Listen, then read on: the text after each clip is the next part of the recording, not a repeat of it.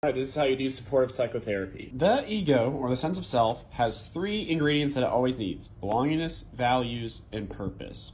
All humans are social beings. We all need to belong somewhere, and we all want to feel like we have value. So really, the only way you can insult someone is to imply that they don't belong or that they don't have value. So for example, my belongingness has to do with my culture. So I'm an American, I identify as a man, I identify as a human, a physician. So if you want to insult me, just tell me I look European. Hey, I don't identify as belonging with that group. Telling me I'm European is separate from my concept of self.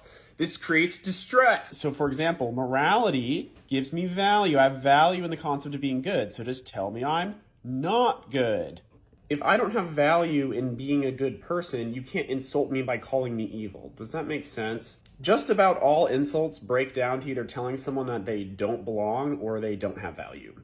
The reason why I was even talking about insulting, because any insult to the sense of self is a blow to the ego, and so we have to find a way to defend the ego, or we can reinforce the ego, which is where you come in as the therapist. For some reason, your sense of belongingness has been thwarted in some way or another, and we need to reinforce that by being supportive. So we just tell people, you belong, and this is how you do that. To tell someone they belong, you validate their feelings. It's that easy. Let's say somebody insults me and calls me a quack instead of a doctor.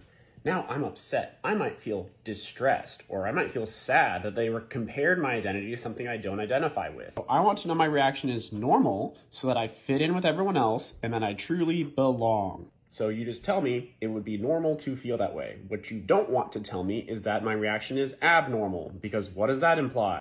If I have an abnormal reaction, I'm weird and therefore I don't belong. This is a scenario where a lot of people run into pitfalls, and let's go through an example. I was cut off in the conversation earlier, and now I'm feeling sad. Like, I'm not a part of the group.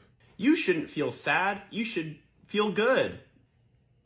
Ah, geez. Now I feel sad, and I feel guilty about the fact that I feel sad. Or we could run it back. Someone cut me off earlier. Now I feel sad like I don't belong. That's a totally valid reaction. Ta-da. See how in this second example I told them the reaction was valid? That's really all anyone wants to hear at the end of the day. It's not good to tell someone that they shouldn't feel a way that they're feeling, because here's the thing about emotions. You can't control them. I can gaslight myself and say I'm happy, but whatever emotion I'm feeling, I don't have any volitional control over. It's like if I stabbed myself in the hand with a pen. I can't will away that pain. I can find ways to cope with the pain, but I can't will a feeling onto myself. Just like I can't will pleasure onto myself, I can't will pain onto myself, I can't will happiness, I can't will guilt. Like that Goo Goo Dolls song, you can't fight the tears that aren't coming. So all we can do is just tell people that the reactions are normal, because they are normal and they are valid. That's all people want to hear, that they're valid.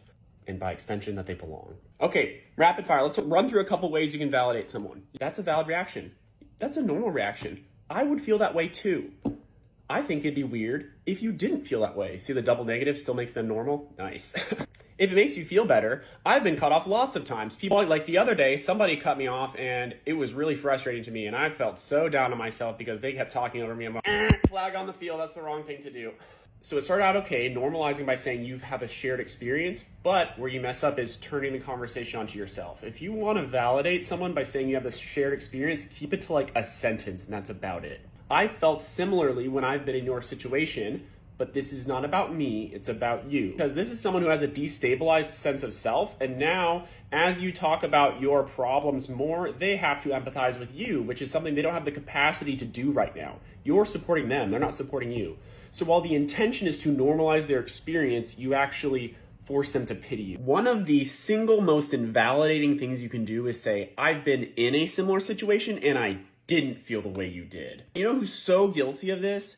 Freaking third-year med students. I remember so many times being on a surgery rotation and seeing someone going, man, I'm having a terrible time in the OR. And someone goes, really? You're having a bad time? I'm having a great time. Read the room, bro. Okay, back to more examples. Look on the bright side. You have a job.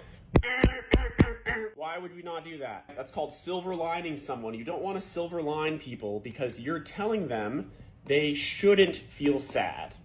Remember, they can't control how they feel, so you're telling them their reaction is abnormal. You shouldn't feel sad because you have a job, therefore your reaction is abnormal, therefore you're weird, therefore you don't belong.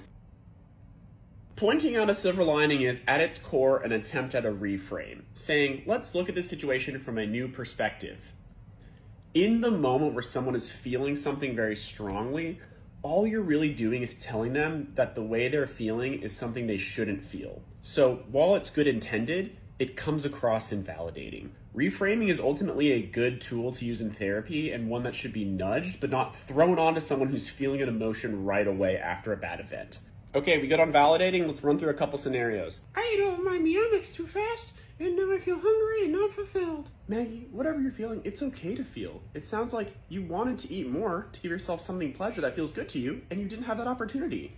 I'd feel sad. Stop biting me. Ma'am? Now I feel hurting because you're projecting your pain onto me. We're not doing this anymore. I'm ending the video.